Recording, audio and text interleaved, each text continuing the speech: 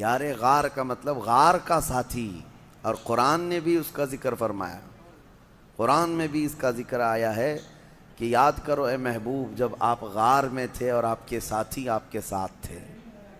ایک ہی ساتھی کا ذکر اللہ نے فرمایا ہے 10ویں پارے میں۔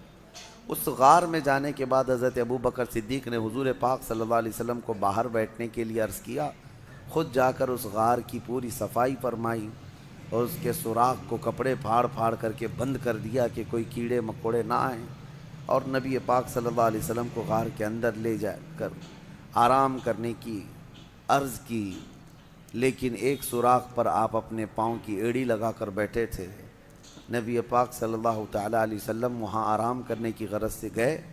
اس غار کو ابھی بھی آپ جا کر کے دیکھیں گے تو اتنا چھوٹا ہے کہ کھڑا نہیں ہو سکتا اندر، کوئی صرف بیٹھ سکتا ہے، کھڑے ہونے والی جگہ نہیں ہے وہ، اور 2 ہی لوگ اندر جا سکتے ہیں غار میں، اتنا چھوٹا ہے، 2 لوگ بیٹھ سکتے ہیں، باقی سب پتھروں سے گھرا ہوا ہے۔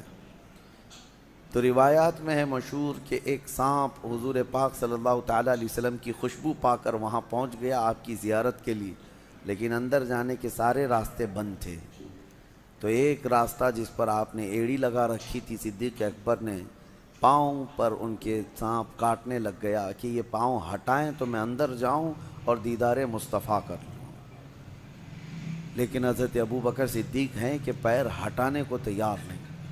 زہر چڑھتا ہوا ان کے ران تک آ گیا اور ان کا جسم پیلا پڑنے لگ گیا، اور نبی پاک صلی اللہ علیہ وسلم آرام کر رہے ہیں۔ درد کی شدت بڑھ گئی۔ بعض روایات میں ہے کہ سانپ جتنا پرانا ہوتا ہے اتنا زہریلا ہوتا ہے، وہ کافی پرانا سانپ تھا۔ حضور پاک صلی اللہ تعالیٰ علیہ وسلم نے پوچھا ما لک یا ابا بکر، اے ابو بکر کیا ہو رہا ہے تمہیں؟ کہا لدغت الحیۃ یا رسول اللہ، اے اللہ کے رسول سانپ کاٹ رہا ہے، ایسا لگتا ہے سانپ نے کاٹا ہے۔ نبی پاک صلی اللہ علیہ وسلم نے فرمایا پاؤں ہٹاؤ۔ کہا آقا وہ آپ کو ایذا نہ دے دے، تکلیف نہ دے دے، مجھے کاٹتا ہے ٹھیک ہے لیکن آپ کو ایذا نہ دے دے۔ مجھے ایک بات بڑی وہ لگتی ہے، صحابہ میں ایسی محبت تھی، کہاں کہاں آپ کو میں یہ جلوے دکھاؤں۔ جناب ابو طالب کے متعلق میں آپ کو بتا رہا تھا کہ جب وہ شعب ابی طالب میں حضور 3 سال تک جو بائیکاٹ کے دن گزارے تھے، جانتے ہیں آپ، میں نے بتایا مکہ میں بائیکاٹ کے دن گزارے۔ جناب ابو طالب رات کے وقت حضور صلی اللہ تعالیٰ علیہ وسلم کے سونے کی جگہ کبھی اپنے بیٹوں کو سلا دیتے تھے چادر اڑا کر کے، اور نبی پاک صلی اللہ تعالیٰ علیہ وسلم کی جگہ بدل دیا کرتے تھے بڑھاپے کے عالم میں، اور صبح اٹھ کر کے پہلے دیکھتے تھے۔ تو یہ پوچھنے پر کہ آپ روزانہ حضور کی جگہ پر جو سونے کی جگہ ہے کسی کو ڈال دیتے ہیں، کہا کہ اگر غفلت میں ہم پڑے رہیں اور کوئی مکہ کا کوئی بھی دشمن آ کر کے مارے تو محمد کا قتل نہ ہو، میرے بیٹے کا قتل ہو صلی اللہ علیہ وسلم۔ اپنے بیٹوں کو نچھاور کر دیتے تھے۔ صدیق اکبر بھی جب اپنی جان کی پرواہ نہ کی، حضور پاک صلی اللہ علیہ وسلم نے فرمایا پیر ہٹاؤ، وہ مجھے ایذا نہ دے گا۔ سانپ اندر داخل ہوا، جی بھر کر کے میرے آقا کی زیارت کیا۔ نبی پاک صلی اللہ تعالیٰ علیہ وسلم کی زیارت کے مشتاق دنیا میں کون نہیں ہے سوائے ابلیس کے؟ حضور پاک صلی اللہ تعالیٰ علیہ وسلم کا ہر کوئی مشتاق ہے۔ واپس سانپ چلا گیا، نبی پاک صلی اللہ علیہ وسلم نے اپنا لعاب پاک نکال کر حضرت ابو بکر کے پیر میں لگایا، وہ زہر ختم ہو گیا۔ حضرت ابو بکر صدیق کو زندگی بھر اس زہر کا کبھی درد نہیں محسوس ہوا۔ یہ معجزہ بھی تھا میرے آقا صلی اللہ علیہ وسلم۔ یقیناً وہ لمحہ مبارکہ میں اللہ نے شفا رکھی ہے، شفا رکھی ہے۔ ان کا نام پڑھ کر کے شہد کی مکھی شہد میں مٹھاس لاتی ہے تو خود اس منہ مبارک میں کتنی مٹھاس ہوتی ہے۔ وہ دہن وہ زباں جس کو سب کن کی کنجی کہیں، اس کی نافذ حکومت پہ لاکھوں سلام۔ وہ دہن جس کی ہر بات وحی خدا، اس کی قاہر ریاست پہ لاکھوں سلام۔ نبی پاک صلی اللہ تعالیٰ علیہ وسلم کے ساتھ 3 دن تک کا وہاں قیام تھا۔ 3 دن کیسے رہے لوگ، یہ بھی میں آپ کو بتا دوں۔ یہ 5000 فٹ اونچا پہاڑ ایک بار آپ چڑھ کے آنا، اللہ توفیق دے آپ سب کو۔ حج میں جانا ہوا، عمرے میں جانا ہوا تو میرے آقا کی وہ نشانی دیکھنے کے لیے ایک بار تو جائیں۔ کیونکہ یہ وہابیوں نے سب چھیڑ چھاڑ کیا ہے ہر جگہ، لیکن یہ پہاڑ پہ چڑھ نہیں پاتے، تو وہاں تک جا کر کے کچھ نہیں کیا. سنا ہے ابھی غار ہیرا میں نشانیاں مٹا دیا، جو لکھا ہوا تھا اس کو ختم کیا. بڑی عجیب سی ان کو بے چینی ہے، تکلیف ہے میرے آقا کے نام سے. لیکن کتنا مٹاؤ گے؟ مٹ گئے، مٹتے ہیں، مٹ جائیں گے، آدھا تیرے یا رسول اللہ. نہ مٹا ہے نہ مٹے گا کبھی چرچا تیرا. غار ثور کے آپ جائیں، ایک بار جا کر کے آنے کے بعد آپ کو اندازہ ہو جائے گا کہ یہ کیسا سفر ہے. لیکن ان دنوں میں 3 دن تک جب تک میرے آقا تھے، حضرت ابوبکر صدیق کی بڑی صاحبزادی حضرت اسما روز اپنے گھر سے کھانا لاتی تھیں اور غار ثور تک کھانا پہنچاتی تھی اور پھر واپس آتی تھی. دن میں 2 مرتبہ جاتی تھیں کھانا لے کر کے اور پھر واپس آتی تھی. نہ کوئی انہیں تھکن تھی، نہ کوئی اکتاہٹ تھی. اسی لیے صدیق اکبر کا جو گھرانہ ہے وہ میرے آقا صلی اللہ علیہ وسلم پر لٹ جانے والا گھرانہ ہے، بے پناہ محبت کرنے والا گھرانہ. اور صدیق اکبر کی ہی گھرانے کو یہ اعزاز حاصل ہے پورے صحابہ میں کہ حضور اکرم صلی اللہ تعالیٰ علیہ وسلم کی ذات پر حضرت ابوبکر کی 4 پیڑھیاں صحابی ہیں. باقی کسی کو یہ اعزاز نہیں ہے.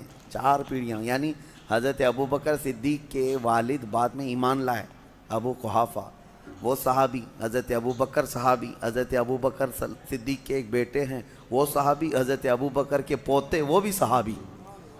حضور اکرم صلی اللہ علیہ وسلم کی زندگی میں یہ 4 پیڑھیاں ایمان بھی لائیں اور سب کے سب صحابیت کا شرف بھی پائی. پورا خاندان نچھاور کیا ہوا ہے. پھر اب یہاں سے نبی پاک صلی اللہ تعالیٰ علیہ وسلم جو غار ثور میں تھے، اب دیکھیں روایات یہ بتاتی ہیں کہ مکہ کی کفار وہاں تک بھی پہنچ گئے. وہ پیروں کے نشان دیکھنے کے ماہر تھے عرب والے. کبھی اونٹنیوں کے پیر کے نشان ڈھونڈتے، کبھی لوگوں کے گئے ہوئے پیروں کے نشان ڈھونڈتے. عرب تو اس میں ماہر تھے، حتیٰ کہ وہ پیروں کے نشان دیکھ کر کے بتا بھی دیتے کہ کون سا خاندان گیا ہے یہاں سے، کون سے قبیلے والے لوگ گئے ہیں. اور جیسے کہ مشہور روایت یہ ہے، حضرت ابو بکر کو ابو بکر جو کہا جاتا ہے، ان کا جو نام ہے یہ مشہور جو ہوا ابو بکر. بکر جو ہے نا عرب کا ایک بہت بڑا نصاب آدمی. نصاب کا مطلب وہ نشانیاں دیکھ کر کے نسب بتانے والا. اس کا حال یہ تھا کہ وہ پیروں کے نشان دیکھ کر کے تقریباً وہ خاندان کا پورا بایو ڈاٹا بتا دیتا، بایوگرافی بتا دیتا کہ کون سا خاندان کا آدمی یہاں سے گیا ہے. تو وہ بکر بہت مشہور تھا کہ نسب پورا بتاتا ہے. اور حضرت ابو بکر صدیق رضی اللہ تعالیٰ عنہ کا حال یہ تھا کہ وہ کسی کے انگلی کا پور، یہ پور جو ہے یہ دیکھ کر کے اس کی 8 پشتیں گنا دیتے تھے کہ تیرا باپ یہ ہے، تیرا دادا یہ ہے، تیرا پردادا یہ ہے، تیرا فلاں یہ ہے. حضرت ابو بکر صدیق نسب کے اس میں اتنے ماہر تھے، اسی لیے آپ کو کہا گیا وہ تو بکر ہے جو ایک خاندان بتاتا ہے، یہ بکر کا باپ ہے جو 8 پشتوں تک بتا دیتا ہے، ابو بکر. تو حضرت صدیق اکبر رضی اللہ تعالیٰ عنہ کے ساتھ وہاں تھے، تو کفار جو ہے پیروں کے نشان ڈھونڈتے ڈھونڈتے وہاں تک پہنچ گئے. کہاں تک؟ پہاڑ تک بھی پہنچے، کیونکہ مکہ میں دوسرے ہی دن یہ اعلان ہو گیا تھا جو محمد اور ان کے ساتھی کو ڈھونڈ لائے گا اسے 100 اونٹ انعام میں دیے جائیں گے. 100 اونٹ دیے جائیں گے.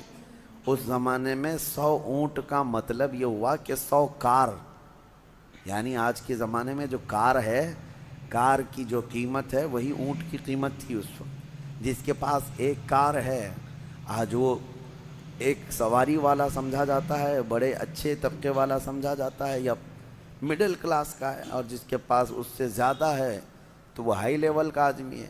اب 100 اونٹ، ابھی یہاں کوئی اعلان کر دے کہ 100 مرسیڈیز کسی کو ملیں گی تو اسی سے آپ کو اندازہ ہو جائے گا 100 مرسیڈیز کا مطلب کیا ہے.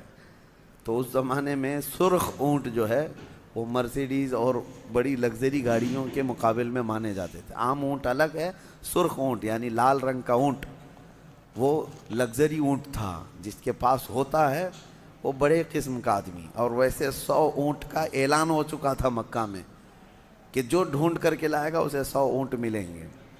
آپ کو اونٹوں کی اہمیت ابھی نہیں معلوم، ضرورت آپ کو نہیں پڑتی ہے، لیکن اس وقت کی سواری بھی وہی تھی ان کی سفر کا سارا دار و مدار اس پر تھا۔ اس انعام کے چکر میں در در کی لوگ جو ہے خاک چھان رہے تھے، ڈھونڈ رہے تھے، اور ڈھونڈتے ڈھونڈتے وہاں تک پہنچ بھی گئے تھے۔ اب غار تک بھی پہنچ گئے، یہاں تک کہ اس مقام تک پہنچے کہ اگر وہ اپنے پیروں کی ایڑیاں اٹھا دیتے تو حضور پاک صلی اللہ علیہ وسلم اور حضرت ابوبکر ان کو صاف نظر آ جاتے ہیں۔ حضرت ابوبکر غار میں بیٹھے ان کی گردنیں دیکھ رہے تھے، لیکن کفار و مشرکین حضور کو اور حضرت ابوبکر کو دیکھ نہیں پا رہے تھے۔ غار کے دہانے تک، منہ تک تو پہنچ گئے۔ اللہ تبارک و تعالیٰ نے اپنے محبوب کی حفاظت کے لیے وہاں پر دو نشانیاں ایسی پیدا فرمائیں، ایک مکڑی نے جال بن دیے، ایک کبوتری نے فوراً انڈے دیے۔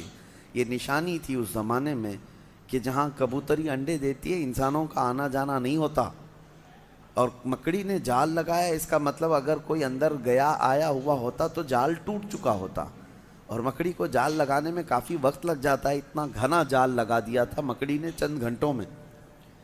تو اب یہ دو نشانیاں دیکھ کر کے کفار وہاں تک پہنچ کر کے بھی حضور کے قریب نہ جا سکے، پلٹ کر چلے گئے۔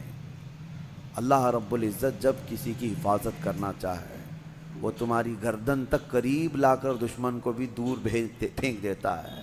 اعلیٰ حضرت فاضل بریلوی رضی اللہ تعالیٰ عنہ فرماتے ہیں، جان ہے